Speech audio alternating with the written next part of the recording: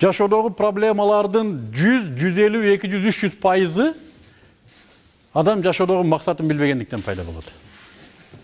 Кыздар жакшы турмушка чыга албады, максатын билбегенден. Эркектер жакшы аял ала албады, максатын билбегенден. Ата-энесин наразы кылды, максатын билбегенден. Балалуу болбоду, максатын билбегенден. Даже тамак ичкенде тамакка канааттанбасы да жашоодунда максатын билбегендиктен. Жашоодогу проблеманын 100, 200, 300, 400, 500 миллион пайызы адам жашоосунда максатын билбегендиктен. Бирок бардыгы максатын билем деп ойлойт. Бардыгы айтат, мен максатым бар жашоодо дейт. Эч бири айтпайт, мен максатым жок, жөн эле жашап атам деп эч ким айтпайт. Максатың эмне десе, окууну бүтүү, анан иштөө, анан. Бирок баары бир тойбойт эчтекеге. Качан карасаң турмуш эле жүрө берет да. Максатын билбегендиктен адамдар жашап атам деп ойлойт, бирок аныкы жашоо эмес, аныкы проблема.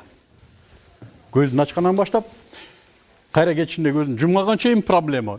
Уйкусунда, түшүндө да проблема. Эмнеге максатын билбейт? Кызык бекен?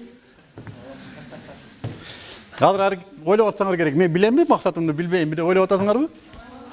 Кааласаңар ишенгиле, кааласаңар ишенбегиле, менимче билбейсиңер. Бул мен аябай акылдуулугуман айтып аткан жокмун.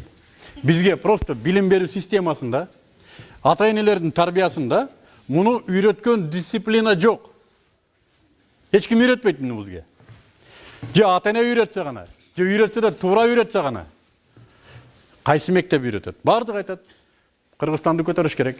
Көтөрүп алып кайка барат билбейт. Бардыгына ушундай максатты кое берет. Мектептерде конкреттүү түрдө максатты бизге үйрөтүп берген система тилекке каршы азырга чейин жок бизде.